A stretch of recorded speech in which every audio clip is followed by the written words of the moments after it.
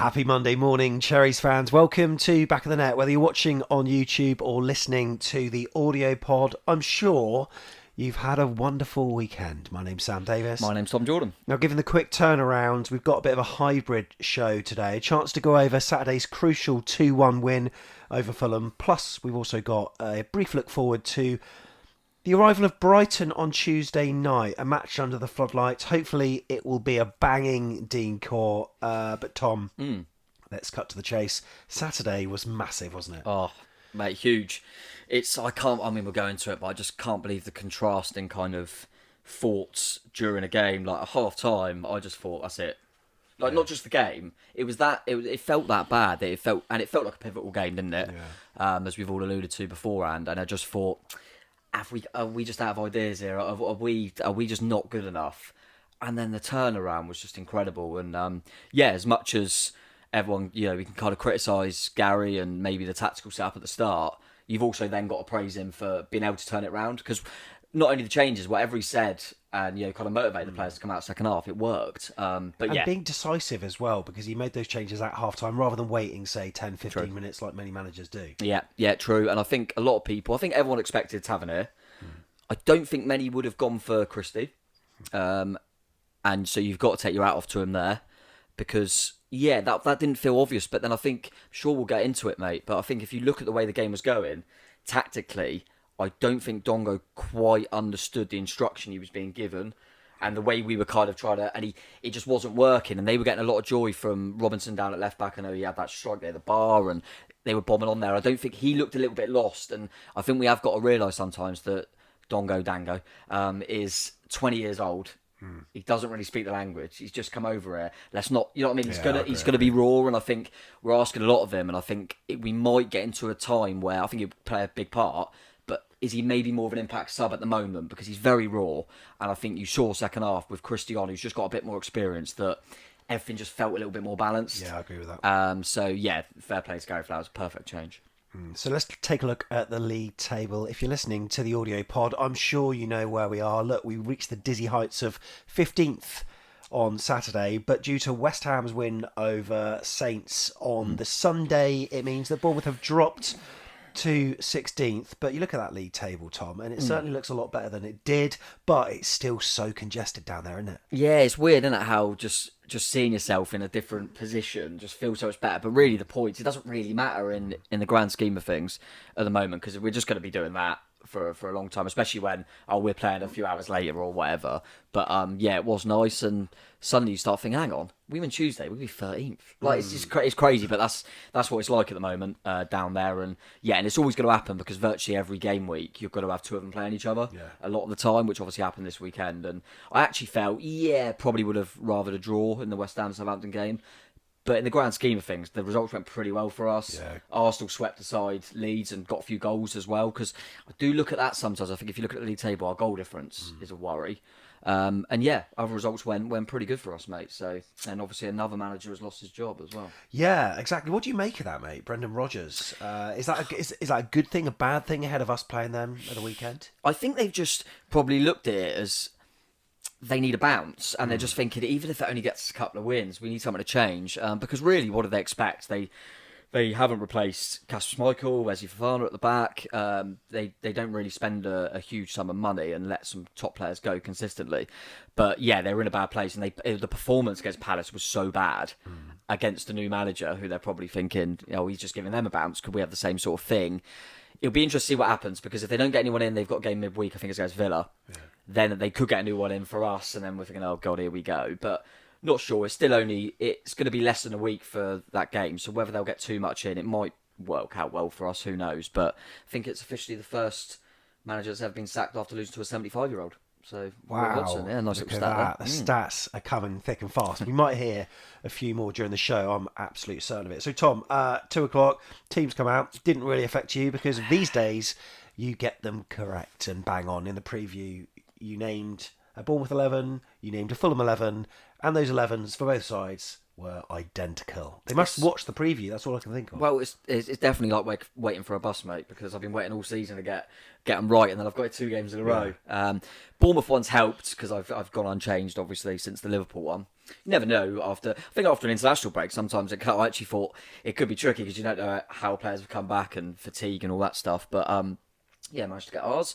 And then I think Fulham's, it helped me because of the 2 key players out. Yeah. It kind of felt like my only thought was, will they go Harry Wilson or Solomon? And obviously Solomon they went for. So yeah, managed to get them both bang on, mate. It was only really, if you asked me to name the subs, I'm not sure I would have got it because we've got such this great problem for Gary to have. He's having to leave out Mepham. Well, yeah. Who's been, let's remember, Chris Mepham has been one of our best players this season. It's only because of Stephen's form. And then Kiefer Moore, who has scored goals this season and just scored on international duty, he can't get on the bench. And then obviously I think Frederick's actually out, isn't he, with Stanislas, obviously. But now that Brooks is back, that's meaning like Stacey, you forget he's there half the time. And obviously the Jay-Z situation at the moment is probably not getting quite as many headlines because we've got a good squad anyway. And yeah, Sam Vigna obviously available as well. I was saying that on the fan cams yesterday to someone actually, like, when you look at the bench, it's so much more stronger. There have been a couple of matches this season where we've had a couple of the youth team, the academy players sat on the bench, and to those who are playing, it sort of doesn't give you as much competition when you've got such strength and depth, and they are all strong players, and the calibre of players that are missing out as well. Yeah.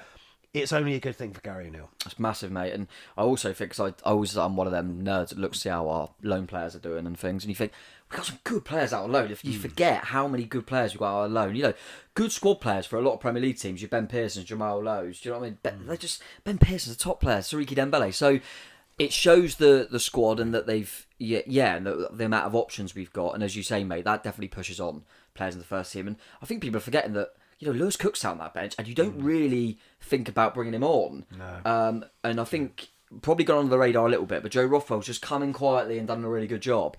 And even when he comes off, we got. Are we going to bring Lewis Scott on? No, we've got Traore, haven't we? I forgot about him. So yeah, it's really nice, mate. And you could probably swap all of them subs for a player in their position that started, and you wouldn't be any weaker. And I think that's because obviously we don't know Zabani yet, but you would have thought he would slot in quite nicely. Vigna, all these players, Lewis Cook for Rothwell. There's not a lot in it. There's not a big gulf, so yeah, maybe you could argue Dom is still that main man, but Semenyo's never done anything wrong when he's played. So yeah, really positive, mate. And Gary has kept saying about how we need to get these players back. So now he's got them back. If we start getting the results, you go, okay, maybe he was right. Maybe he knew that we had such armoury available, and it's just getting them all back. But it worked a treat yesterday because subs made the difference, mate. Yeah, well, certainly did. It was a dismal day at Dean Court, and it was certainly dismal when the game started. It was really poor. The first half, I thought we were absolutely awful, mate. Slow, lethargic, second to everything. Fulham didn't have to do much, but they just controlled the game. They had ridiculous amounts of possession. Felt like we could barely string a few passes together, and they looked fairly threatening with it and playing in our half as well for most of it. Yeah, it was bizarre how, I think I said this at half time to you, mate. It's so weird how fearful we seem to be going into games, and I don't know if it's a mentality from the players because they know the position we're in and they go into games thinking we're the underdog every time. I don't know if it's an instruction to sit back early because it does seem to be an ongoing theme in most games. Apart from teams like Liverpool, where we suddenly think, it's almost like they feel like an Arsenal, where we get an early goal, obviously the earliest goal you can get, where it almost feels like, well, there is no fear. But these games, there's like, we need to keep ourselves in it. Yeah. So we just sit off. And I think if you're a team that, your main strengths are defensively and you're resolute, then I get that. But I'm convinced all our best players are at the top end of the pitch. We've got really good attacking threats. So let's use that to our advantage instead of sitting back and letting teams... Because teams in the Premier League, if you're going to give them that much of the ball in them areas, they will eventually score. Yeah. And... yeah, we've got to obviously stay positive after what was a great second half. But talking about that first half, that is my only fear going into other games, is that I look at it and go, if Mitrovic and Willian were available, that game could have been out of sight, in my opinion, in that first half. That could have been out of sight because it was so easy for them. But fortunately, they may be, because they were missing their main man up top, they weren't as clinical, and they were a little bit toothless at times. They were playing all nice stuff, and then you thought they weren't testing Neto enough if you were from a Fulham point of view. True, yeah. So coming at 1-0, I was absolutely delighted. I couldn't believe we were only one down, to be honest. I know we had a few little half chances right at the end of half time, which I missed. But no, it was dire, mate. I was honestly one of the worst halves of the season. I know, but then I remember on the matchday vlog, you're also then contrasting it by saying, but the second half was almost one of the best. It's so strange. We've had these emotions match to match, and we've had our varying thoughts on Gary O'Neill and certain tactics based on this match was good, that match wasn't, but not within the same match. So that's such a contrast. It was unbelievable. And Yeah.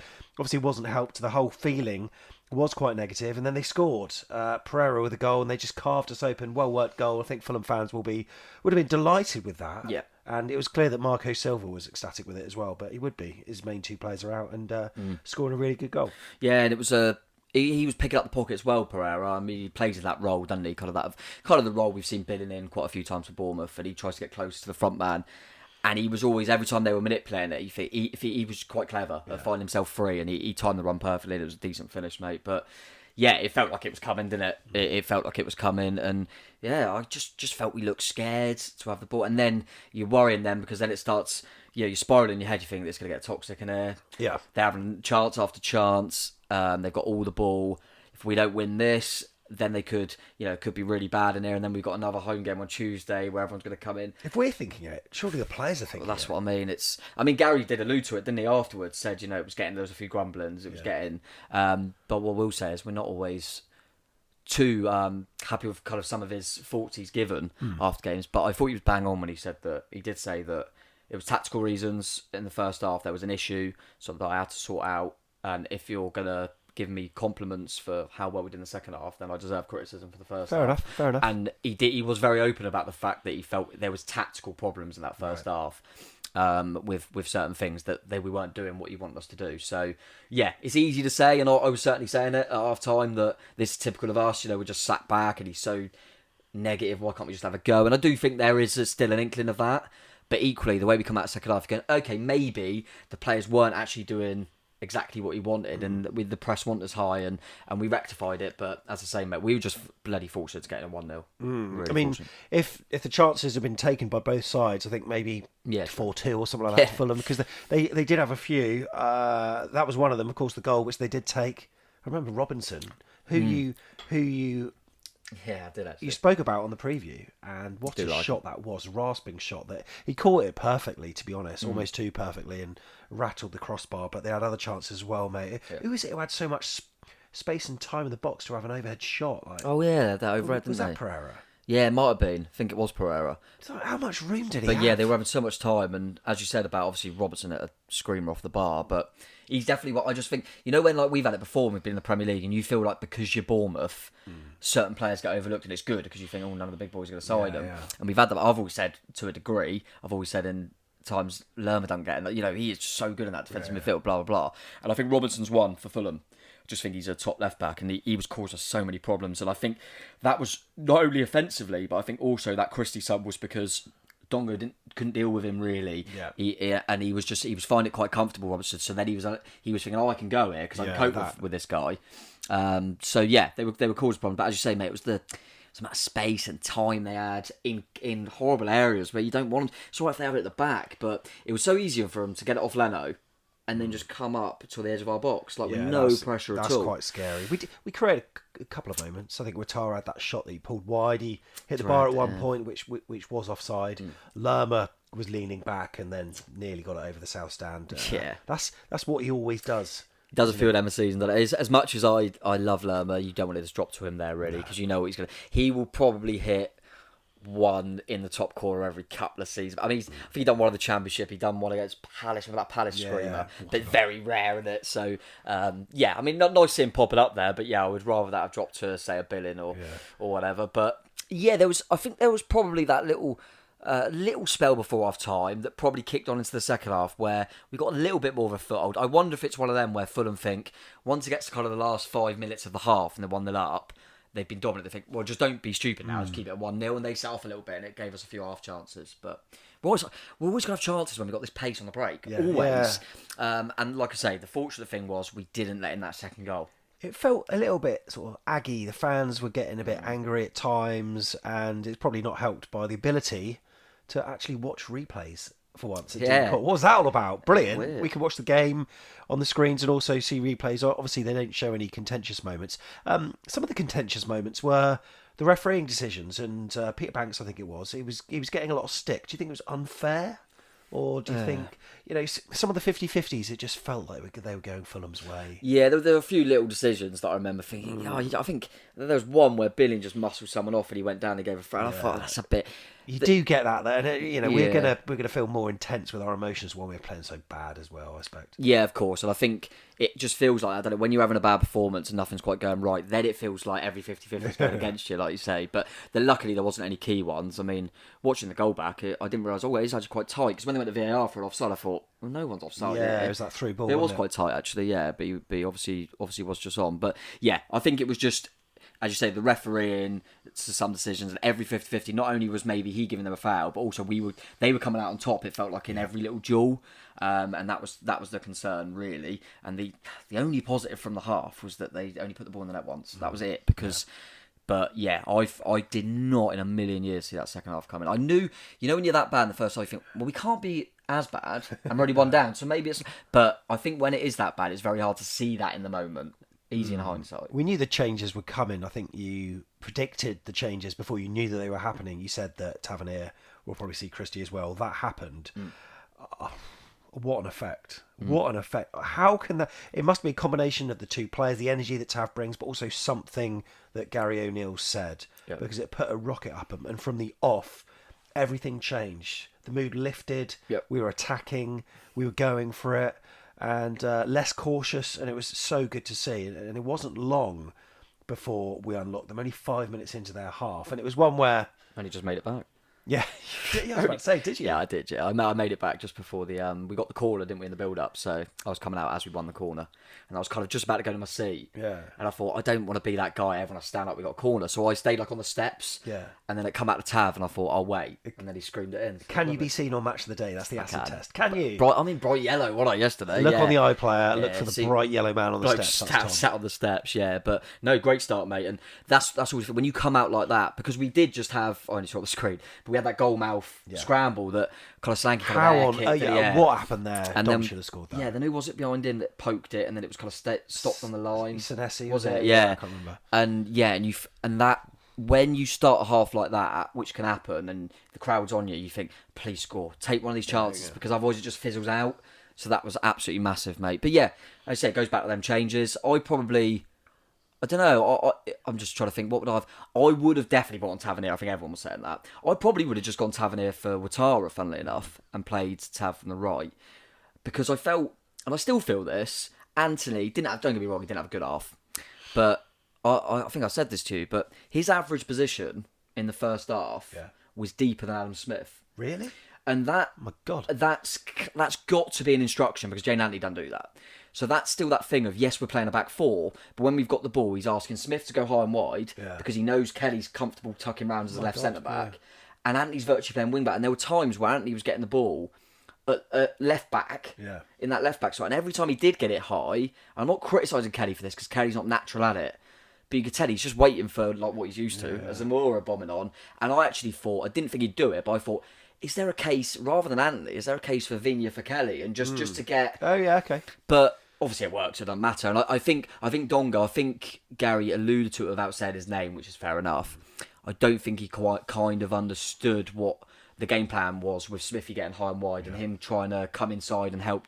And I think he looked a bit confused, so I understood him coming off. But yeah, Christie's done that in the last two home games, by the way. People forget that Liverpool game, he come on and was brilliant.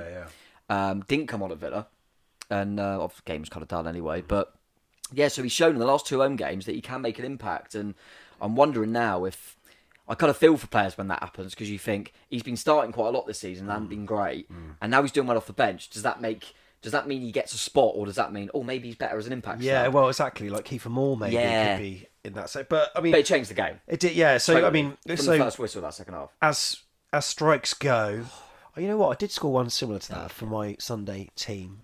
I think it was a right-footed strike, but his was a left-footed strike. And when he picked it up, I thought he was just going to sort of cross it into that danger area. Yeah. But then he's actually going backwards, and then he just swings his left boot around it, and it's such a sweet strike. Oh.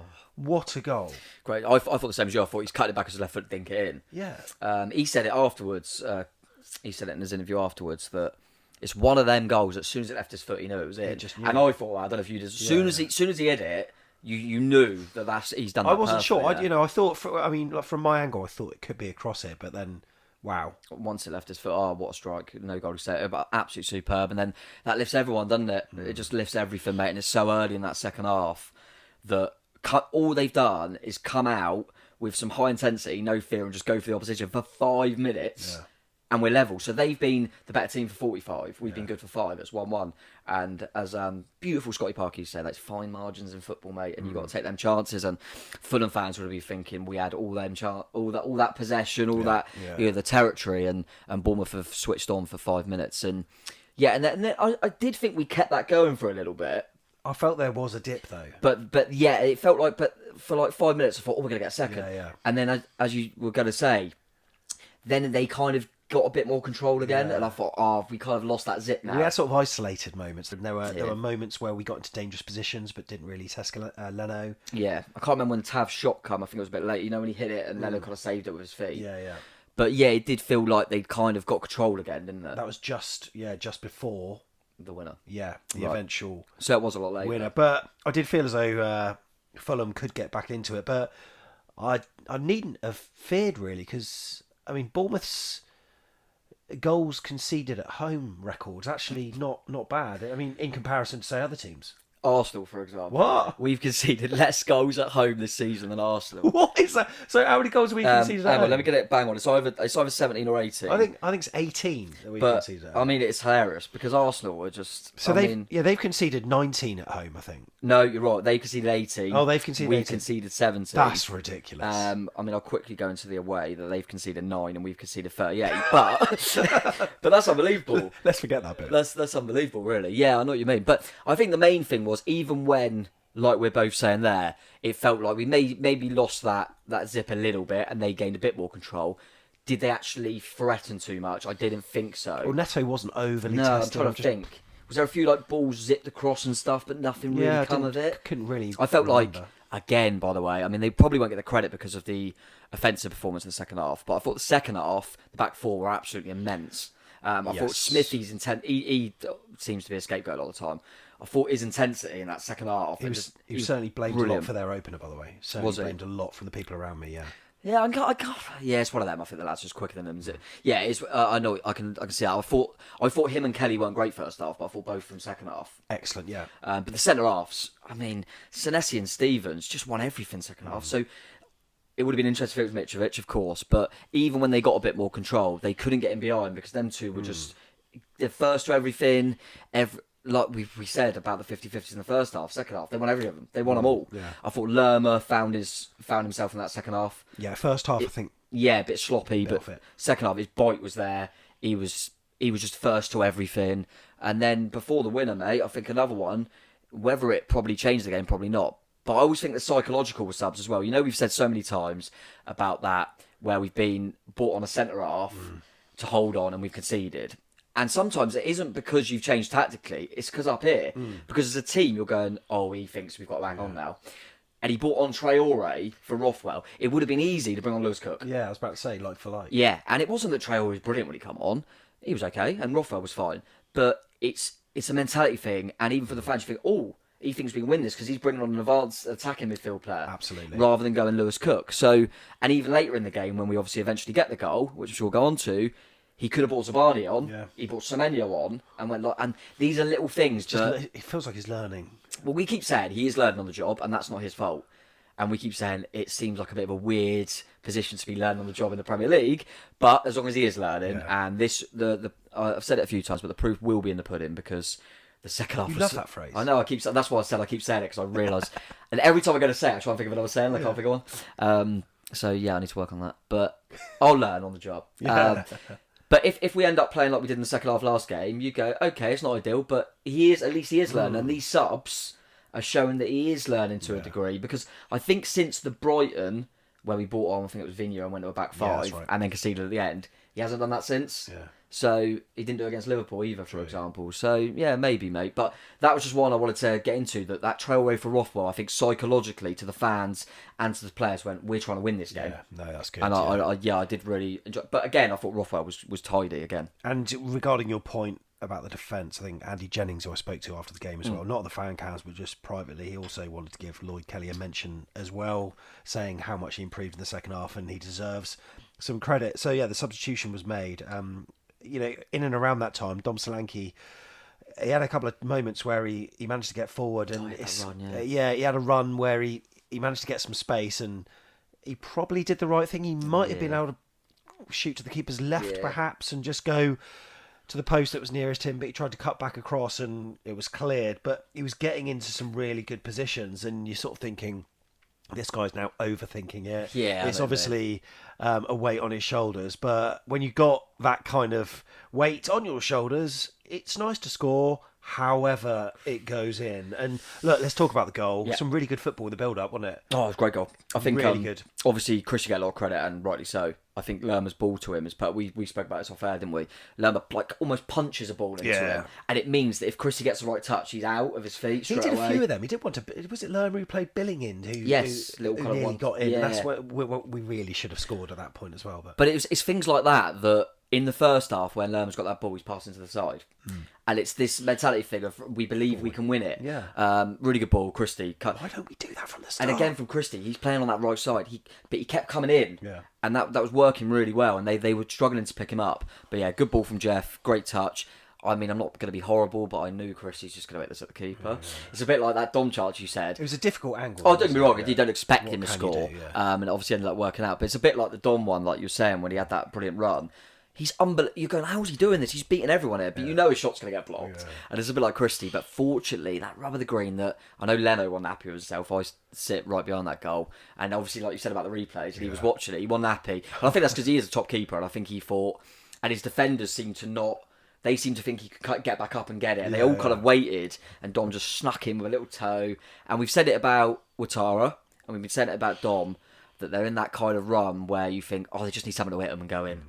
And could this be the start, mate? And it was always going to be Fulham. Of course it was, yeah. Fulham are going to be thinking, God, he always does it against us. They probably think he's clinical. Yeah. You think of him last season, second to Mitrovic. Is that four games in a row now? Yes, 4 games in a row he's scored against Fulham, and we haven't lost any of them. We haven't actually lost to Fulham since fans. Scott Parker beat us. But yeah, I was delighted for him. I think most fans, if you could pick who was going to get the winner, we wanted it to be Dom. We need it to be Dom because you need your front man to be scoring goals. But really well worked goal. Thoroughly deserved it. I didn't realise how that second half seemed to fly by. Whereas the first half, I thought, hurry up and finish. The second half, because I didn't realise it was only about 10 minutes to go. Yeah. I didn't realise we scored relatively late on. I thought it was still kind of 70 minutes. Was Lerma's header at 2-1? You know, the cross came across and he got a head on it. I think it might have been at 2-1 to make it 3-1. But yeah, I think either way, it went wide. Great to see him in that position. But Fulham... There wasn't that one moment where you thought, oh my goodness, that could have been 2-2 though. I thought we saw the game out relatively well, to be honest. We did. I think what we tend to do, and it works to a degree sometimes. I mean, it certainly doesn't if it's set pieces, as we saw at like places like Arsenal and Tottenham, and when we throw away leads. We do tend to they're going to have the ball at the end, but I think with Stevens and Senesi, it looks like the team are quite comfortable to let them have it wide and deep and just whip things in. Probably more so when you think, we know they ain't got Mitrovic, because I think in a one-on-one duel in the game, not set piece, I always feel comfortable that Senesi and Stevens will beat their man to it. I agree. And that just felt like it was happening. They weren't getting in behind, really. They were just dinking balls in. We felt comfortable. I mean, easy in hindsight, I didn't feel comfortable because you're never going to. But as comfortable as we could have been, I feel we saw it out really well. Again, the sub, Dom for Semenyo is perfect because what you're doing then is you're going, right, they're going to try and get it out of the back, bring it up the pitch, and you're getting someone who's going to be energetic and make it harder for them to do that. Yeah. And that's exactly what happened. So, yeah, we saw the game out as much as you can hope for, really. There wasn't... I can't remember a glaring... No. Chance, really. They had a few snapshots that they... There was nothing really that we had to worry about. I think defensively in the second half we looked very solid indeed. And we did see it out, and I'll tell you what, weight lifted, mate. I mean, I said on the fan cams as well, it's kind of good for Gary O'Neill because sometimes we need to put right the wrongs, and maybe against Brighton we can certainly do that and not start so poorly. But I know what you mean, because that we were saying about how bad that first half was, but when Dongo like scuffs that ball wide, if that goes in the bottom corner, say we'd have been well happy. We come in at 1-1 playing rubbish. Would we have then changed much? Probably not. No, you're right. Exactly. Because Gary might have thought, which I get, he would have thought we haven't been very good, but it's 1-1. Whereas because we were behind, it meant, oh, you know what? Yeah, and it's going to be really interesting. I'm not going to. We'll go on a little bit into the next game because obviously it's a quick turnaround, but it's hard to read too much into it. I wouldn't be too, because people are going to go, well, it's pretty obvious he's got to play Tavernier. It's so hard when it's a quick turnaround they've added to, and you don't. And I think I said it, mate, when I spoke to you on the vlog, that it's easy to say Tavernier's got to play, and I totally agree. He's one of our best players. When he did play against Wolves and was the match winner, he then was injured again. Yeah, exactly. So, and really, you need him for the run-in. He couldn't play any more than 45 minutes. Yeah, I don't think he felt like he could anyway, and you don't want to risk him breaking down. But it is difficult. But I've always been one of them guys. I don't know if you agree, mate. That if you've got a player that you say can play an hour, 45, half hour, something like that, but you think they're not going to do, I'd rather them start a game than rely on them to then kind of get you out of trouble. Yeah. Because imagine if... I suppose it all depends how the game goes. Of course, it's very difficult. It is very difficult. But as you mentioned, mate, that second half, I'm just praying that he sees that, hang on, we're quite good going forward. We can cause these problems. Let's have a go. Because I think most fans, we all want to stay up, but if we play like the second half or the rest of the season and we don't quite have enough, I'll kind of go, look, we went for it and we weren't quite good enough, and then it's cost us from our early season form and the bad run we had, but we had a go at the end of the season. If you play like we did in the first half, you'll think, what if all the time? Yeah, true. And play like that in the second half, I won't be thinking, what if? Do you know what I mean? Because we've had a crack. I don't think we're good enough to do this, soak it up. We're just not good enough defensively, and it gives, you saw straight away with that intensity and Christie and Tavernier getting close to Dom, how much more effective did Dom look in the second half when he had people around him? First half, he gets the ball, he holds it up and he thinks, where do I go? So we need to help him out as well, because he's getting a bit of criticism because of his lack of goals, so I'm hoping that'll push him on, but it just shows when he gets people around him, he's a top player, and we need to support him, because I think we get around him, we can get some more goals. I think we got goals in this team, mate, I really do.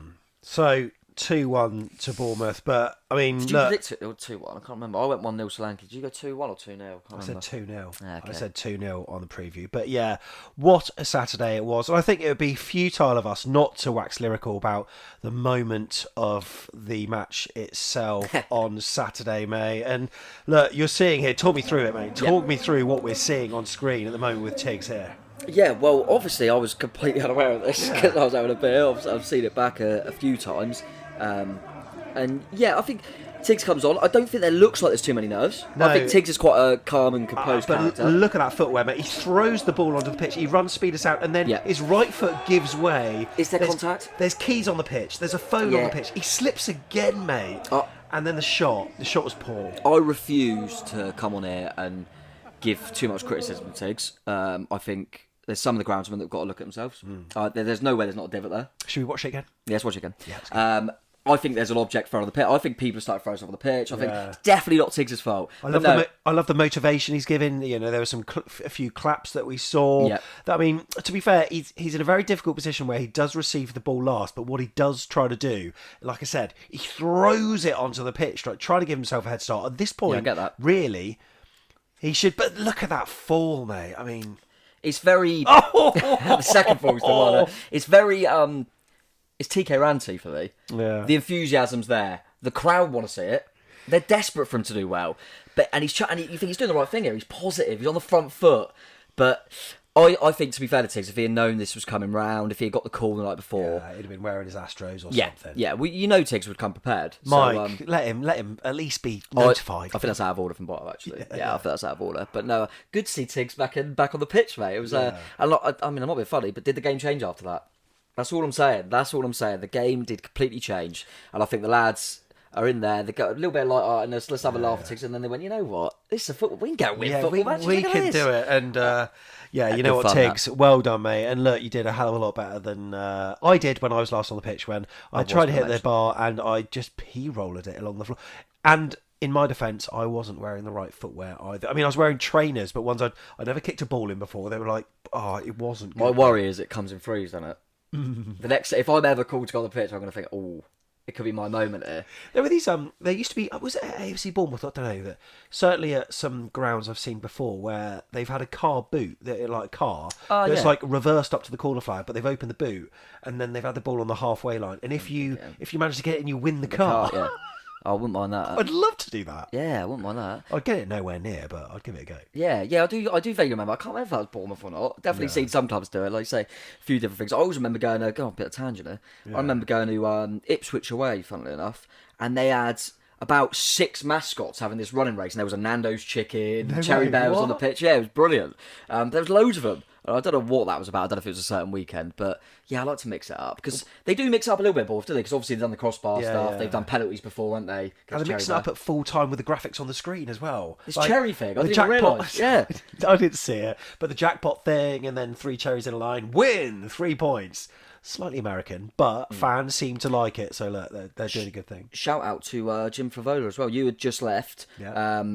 I was in the 1910, and then come out, and obviously there were a few most players had gone by then, and Jim Favola come out and was chatting to some of the fans and that, and he was he was loving it, and he was getting, we were trying to do a Favola, he was loving it, but he was in good spirits, and it was nice to see him kind of as he walked out. It wasn't me personally, but a few fans were there and just like chatting to him, but he seemed like he had all the time in the world. Do you know what I mean? Like, well, really, really nice. That was a nice little touch. Probably helped that we won the game, of course, but yeah, it was just nice, mate. After the game, as I say, went into see the fan cams and stuff. I mean, I couldn't even get on because the queue was so big. Couldn't even get on. But in the 1910 and just around the place, and I mentioned at the start of the video about kind of my fear after that first half about, we've got another home game on Tuesday, it could get nasty there. And now it's completely opposite. You think, we're going to go on Tuesday, it's going to be bouncing under the lights. I'm thinking, I'll tell you what, mate. You just reminded me of when I came up for the second half when we scored the goal. One of our channel supporters, thanks very much, Mark Singleton, who lives in Poole, top guy, was sat just next to him. And as soon as Tavernier scored, he came up to me saying, that makes up for Tigz, doesn't it? It's just like, what are you going on about? But I didn't. I was just like, yeah. I'd had no... Mark, now I know what you mean. But we only got it because we got a few on the group chats, didn't we? Because me and you missed it, yeah. But it's a day that, relieves a lot of tension, I think. And now we can look forward to Brighton with a bit of momentum. It's certainly better than doing it the other way around and making it a pressure fixture. I think when I look at the table, I still feel a lot of pressure because it's so condensed. But at least we got that win in the bank. Yeah, and we said in the preview, didn't we? I remember saying anyway that with these 2 games, it feels pivotal. But Fulham felt like the more winnable one. That was no disrespect to Fulham because of the players they had out, etc., etc. And it was all about that as well. And it was because it was the first one, so it kicks you on into that next one because you got one up quickly. And I think it is. We don't want to look too far ahead, mate. But if we were to, achieve our goals and remain in the league, I certainly think we'll be looking back at this game. Yeah. I do, and I think we'll be talking and going, do you remember half time at that Fulham game? And when Tigz slipped up, yeah, and was the turning point of the season after Tigz fell over? I mean, it really could be.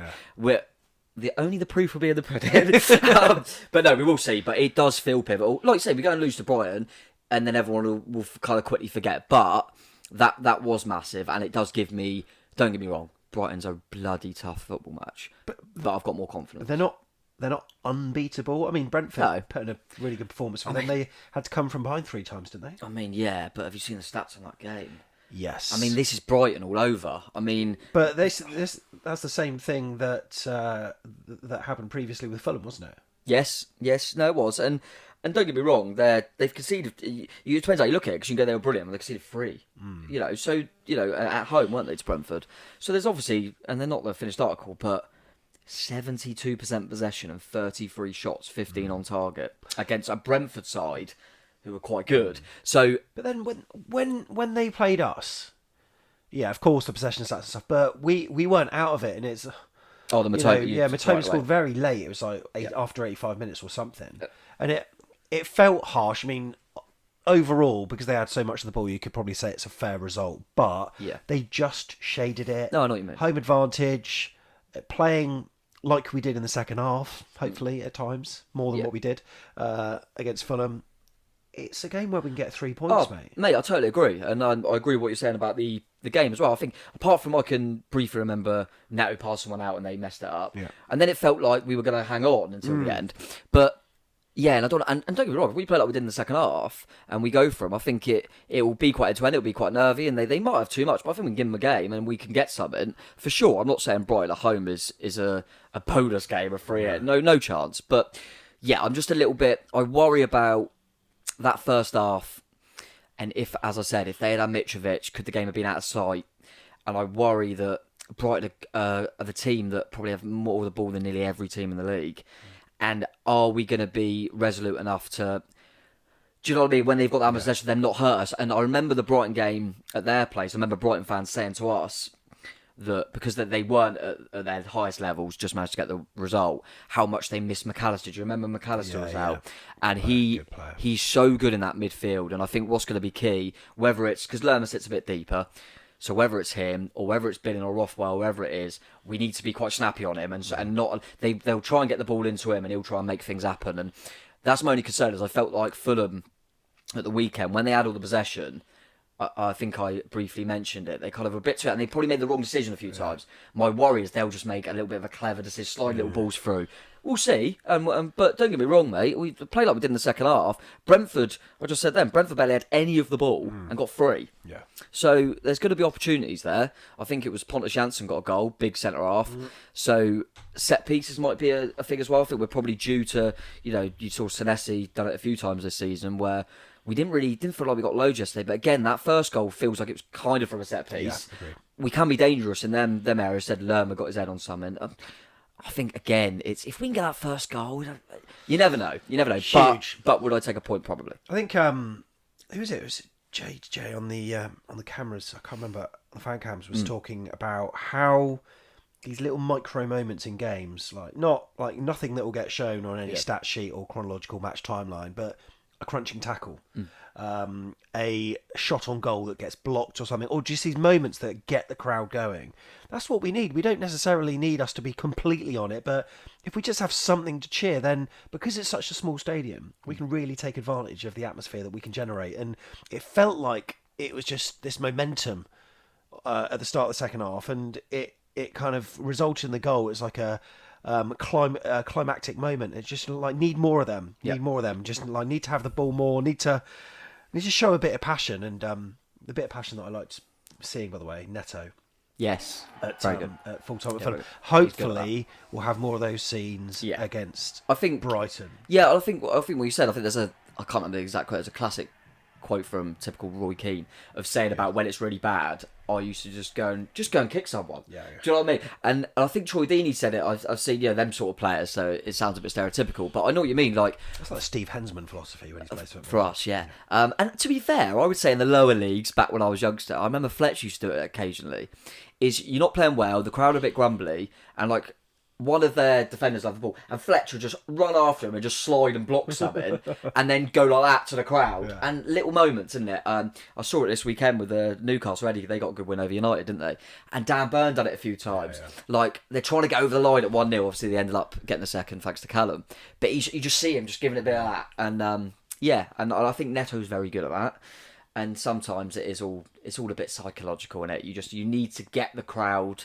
The crowd have got out, but you've got to get the crowd on side. And that first half, we did nothing to get the crowd on side, and that was really a concern. But what I will say is, from the first kick in that second half, they got the crowd on side. Yeah. And I think they're getting us in the game. That's what I would say. You've got to get the crowd in the game, and we've done that second half. Delighted. So, of course, the original fixture against Brighton was due to be played in September, but due to the passing of Her Majesty Queen II, it was postponed. Of course, we've played them, as we mentioned, Falmer. After that, Brighton's next game was away to rivals Crystal Palace. It finished honours even with a 1-1 draw. The next home game after that was also against a London club, as we know. Fulham came away with a 1-0 win. They absolutely battered them, but somehow the Cottagers got the result.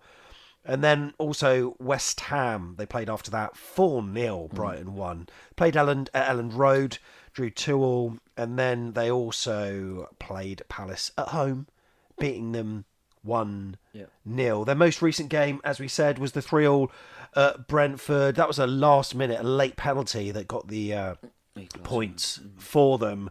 The last time we met Brighton, mate, at Dean Court, can you remember what happened? Normally all right, this, can't we? Yeah. Did we win this? I'm just looking now. Let's have a look. Was it COVID or did we play them Yes, we did. Yeah, Yes, because we was did. that was one of the big wins before Yeah, it was. COVID. Yeah, It was. It was. We had Villa and Brighton. Yeah. And we won them. Villa, we won 2-1. I remember. Yeah, that. I remember that. Phil Bill scored. Lerma got sent off. Yeah, he did. Did we win 2-1 in this one as well? 3-1. Was this Brooksy's headers? No. That was one before. That was a 2-0. That was 2-0 to Brooks, yeah. I can't remember the bloody goals in this.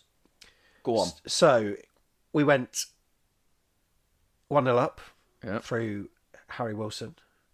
And then a Pascal Gross own goal Yes, I do. to make it 2-0. Callum made it 3-0. I think Aaron Moy Aaron scored. Moy It was a worldie Yeah. as well from the outside of the box. Hit Remember the it. post and in, I think, to make it 3-1. But we held on relatively comfortably. But, Brighton, they're certainly a different side. Here's our head-to-head record with them on screen if you're watching on YouTube. In all our meetings in the league at home with Brighton, Bournemouth 126, drawn 17, lost only 10. So I was going to that's say, a favourable win. yeah, I was going to say, I reckon it probably edges towards us. Because I don't feel like there've been a few, but I feel like I've always, we've done all right against Brighton. Similarly to when we play Fulham. Yeah. Exactly, yeah. Hashtag just saying. In all competitions, Bournemouth 144, drawn 29, lost 39. So, in terms of the AFC Bournemouth team news, of course, this is a quick turnaround. So, we're not going to do the team predictions as you usually do. Watch out for the YouTube channel because there will be a short that will come out on match day as well where we may do a team prediction and just a little 60-second montage of our thoughts ahead of what will be a crunch game under the lights. But Ryan Fredericks is the latest player not to be in this side with a calf injury. He missed the Fulham game. Junior Stanislas, of course, is injured. But other than that, we don't know anyone who's injured. Of course, there are players that are being omitted due to other reasons. Jordan Zamora, etc. Player to watch. If you're gonna, I mean, it's got to be Tavernier, surely. If you're a Brighton fan watching this, thinking, who should I keep my eye on? Do you think he could start? Yeah, I do. I do think he could start. I think they might.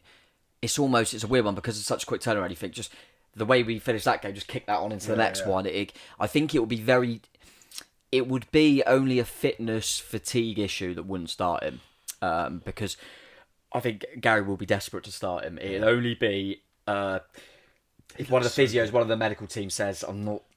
That would be the only reason. The Christie one will be a little bit more interesting because is he, like we said, is he a bit more of just an impact sub? But then I think that Dongo, I always forget which one it is. I think he could be an impact sub. Yeah. I would quite like to see us start how we start the second half. And it wouldn't shock me if that was the case, but it also wouldn't shock me if it's just maybe Tav in for Ant. He could do Tav for Dango, by the way. We've always had these players that have brilliant cameo appearances, and then they start and then they don't do Dembele. so well, and then it's this constant cycle. But I think Tavernier's got the quality to be starting Tavernier's every fine. single game. Yeah, his is only because of fitness injury issues. I think another one that might not. I just thinking about it then. I was going, Rothwell had quite a long time out. And he's struggling to, I think it's obvious that he's struggling to finish 90. He always brings him off at a certain point. And I just think this is probably the quickest turnaround he's had. And I don't know how he is physically. And if maybe he's just feeling a little bit fatigued, could that be suddenly Lewis Cook comes in? True, maybe, or even Traore. But that was just a thought. But I think he'll want to start virtually the same team, but with Tavernier in. It will just be whether fatigue and fitness allows him to. I think Brentford will want to be doing similar to what they did against Brentford, for Brighton, because of how they played in the game. But they've got certain things. Danny Welbeck, he's one of them players that it's quite hard for him to get the quick turnaround. Alan Lallana, they've still got in the squad.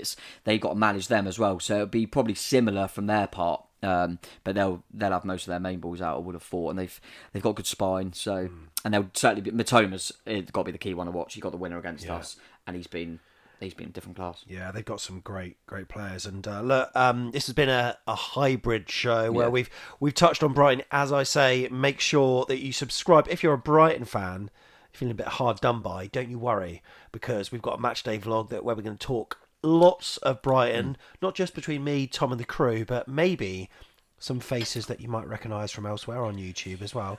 Also, we'll have a short that comes out as well where we'll briefly sum up our thoughts and maybe give you the teams as well. Tom, it's been a different type of show.